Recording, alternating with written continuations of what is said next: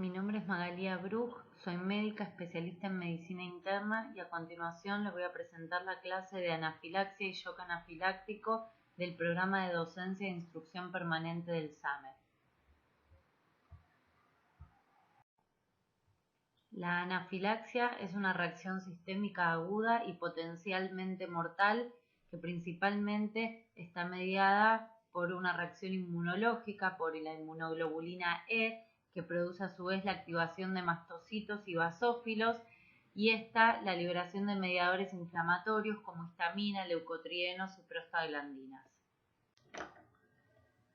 El shock anafiláctico, como el resto de los tipos de shock, se definen como una insuficiencia circulatoria aguda que es potencialmente mortal y de ello depende de los mecanismos de compensación. Por eso es importante el abordaje precoz para evitar que estos se agoten y de esta forma disminuir la mortalidad asociada.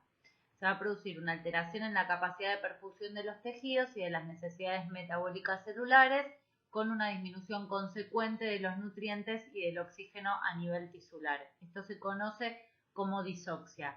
La disoxia es independiente del aporte de oxígeno, es decir, que las células no pueden metabolizarlo más allá de que si éste está presente o no. En cuanto a la fisiopatología, incluiremos el shock anafiláctico dentro del tipo distributivo, en el cual se va a generar una hipovolemia relativa y a medida que progresa la clínica, sí corre riesgo de generar una hipovolemia real y absoluta. La anafilaxia está asociada a múltiples causas. Las más comunes son las asociadas a alimentos, a medicamentos y a picaduras de insectos. Dentro de los alimentos que más frecuentemente producen este tipo de reacciones encontramos a la leche de vaca, al maní, al pescado, a los mariscos, al huevo. En cuanto a los medicamentos, hay sí reacciones, como mencionamos antes, mediadas por IgE, en donde podríamos incluir a la penicilina y al contacto con el látex, por ejemplo, en la utilización de los guantes, pero también cabe destacar que las anafilaxias asociadas a aspirina, AINE, opioides, contrastes iodados, podrían no estar asociadas a inmunoglobulina E específicamente. En cuanto a la picadura de insectos, las que podemos encontrar frecuentemente asociadas son las de abejas y avispas.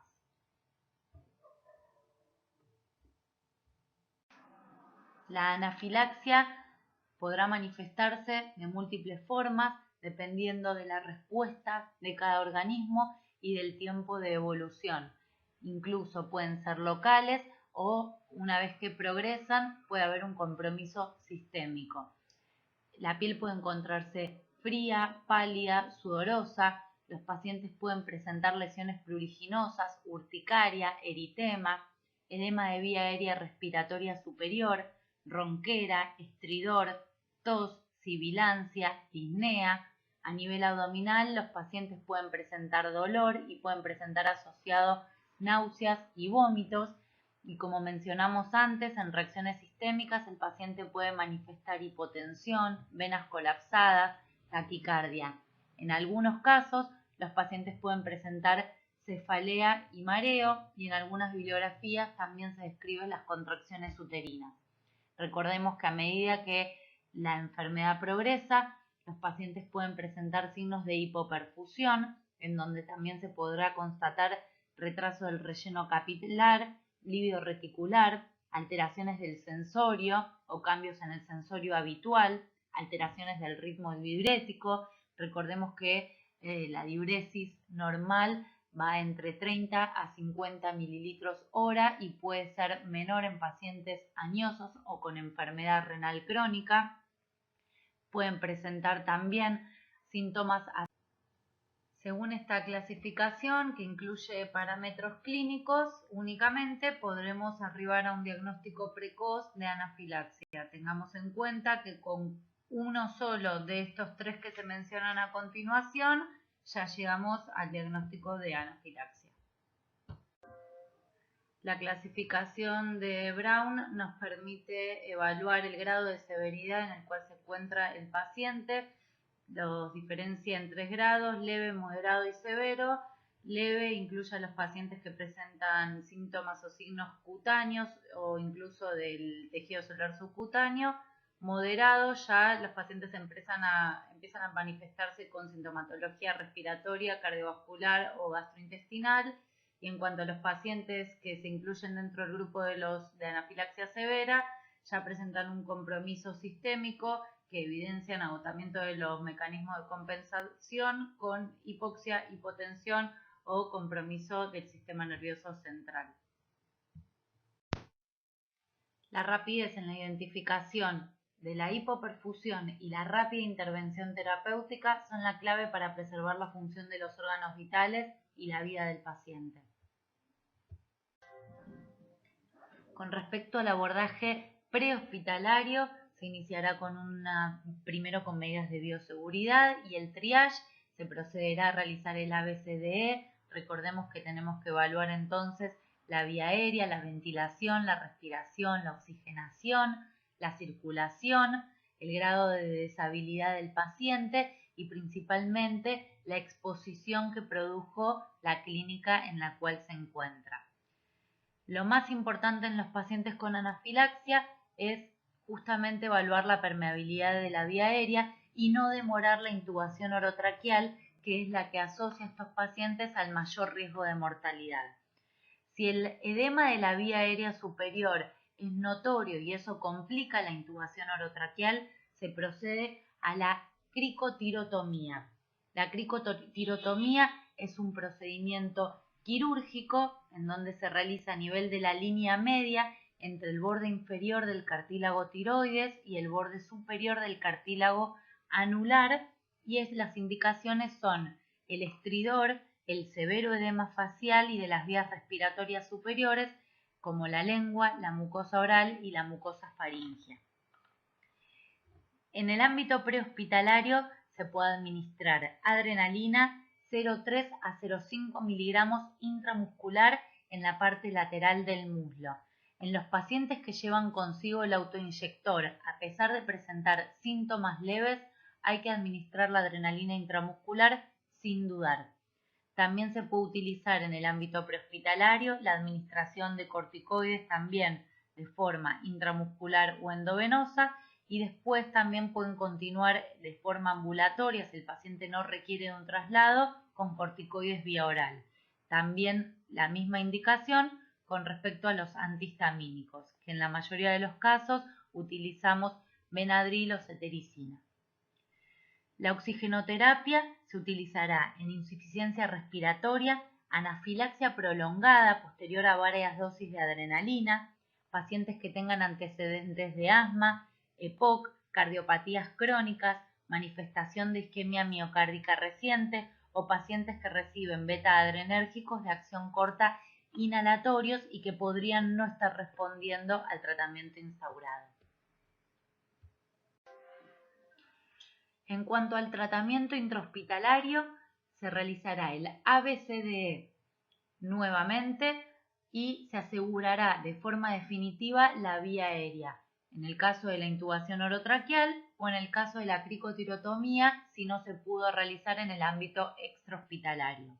Es importante que no realicemos procedimientos los cuales van a implicar un riesgo mayor que el beneficio buscado si la práctica no nos lo permite. Se colocará acceso venoso periférico, 2 cánulas de gran diámetro para realizar una hidratación parenteral agresiva de a 1 o 2 litros de cloruro de sodio a razón de 5 a 10 mililitros kilo durante los primeros 10 a 15 minutos. Recordemos que en pacientes añosos o con antecedentes de cardiopatía, en los cuales no puedan asimilar bien los líquidos, este tendrá que ser de forma controlada, ya que los pacientes podrán presentar signos de sobrecarga hídrica y por ende aumentar la morbimortalidad. Las dosis de adrenalina intramuscular se pueden repetir cada 15 minutos, pero si los pacientes presentan edema severo de vía respiratoria, espasmo bronquial o disminución de la TA que no responde al tratamiento anteriormente mencionado, se procederá a la administración de adrenalina endovenosa y la preparación se realiza con 0,1 a 0,3 miligramos en 10 mililitros de cloruro de sodio al 0,9%. Si los pacientes reciben beta bloqueantes y no presentan respuesta al tratamiento con adrenalina, se puede considerar la utilización de glucagón endovenoso de 1 a 5 miligramos durante 5 minutos y luego 5 a 15 picogramos por bomba de infusión continua durante 5 a 15 minutos. Entonces, en resumen, ante la presencia de signos o síntomas asociados a anafilaxia, es importante el abordaje precoz y no demorar el tratamiento adecuado, ya que la demora en el mismo es el que asocia al paciente a mayor riesgo de mortalidad asociada por esta patología. Se evaluará la escena y se tomarán las medidas de bioseguridad correspondientes y se procederá al ABC, es decir, a la evaluación de la vía aérea, ventilación, respiración y circulación. Es muy importante en estos pacientes el tema de la circulación, ya que pueden evolucionar a un shock anafiláctico de fisiopatología distributiva. En el caso del tratamiento específico se utiliza la epinefrina intramuscular en la región lateral del muslo y la dosis es 0,01 miligramos kilo. Los autoinyectores que nosotros conocemos son de 0,3 a 0,5 miligramos, es decir, que están preparados para una única dosis y en pacientes que los llevan consigo es importante no demorar su administración incluso ante la presencia de síntomas leves. Si el paciente no responde, se puede repetir dicha dosis cada 5 a 20 minutos. Es importante realizar la llamada al 107 para coordinar el traslado de ese paciente. Recordemos que los pacientes pueden presentar incluso síntomas tardíos, si bien lo más frecuente es que se presenten ante la primera hora de exposición con el alergeno. Hay evidencia de reacciones tardías entre la primera y octava hora de exposición al alergeno.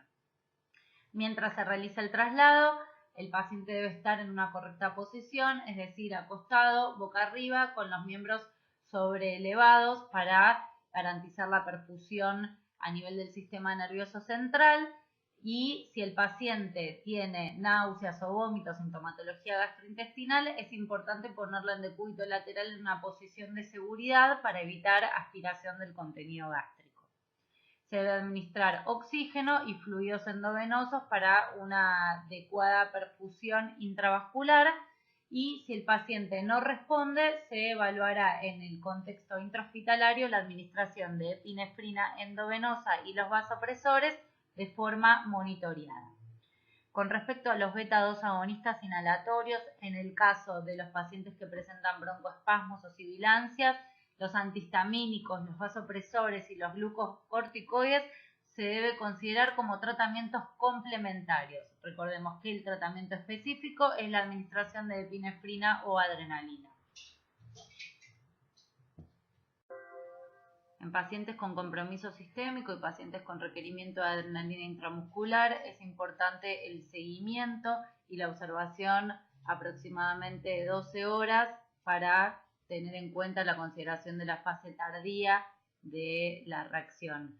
En el caso de los pacientes que se manejen de forma ambulatoria, se les otorgarán pautas de alarma. Es indispensable que concurran a un especialista en alergias y que puedan evaluar la causa asociada a la anafilaxia y que él mismo les informe acerca de la prevención en cuanto a la alimentación y a la administración en el futuro de otro tipo de fármacos o el desencadenante que haya sido.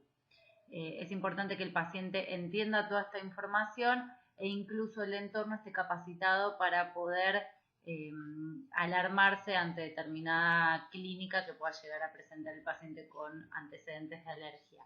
Y en cuanto al autoinyector, eso correrá también por parte del especialista en alergias, quien será el que evalúe la necesidad. En casos de pacientes que hayan presentado anafilaxia mayor, es importante que lleven consigo el autoinyector y que sepan cómo utilizarlo, tanto ellos como el entorno, si el paciente corre riesgo y no puede utilizarlo en ese momento. Muchas gracias por su atención.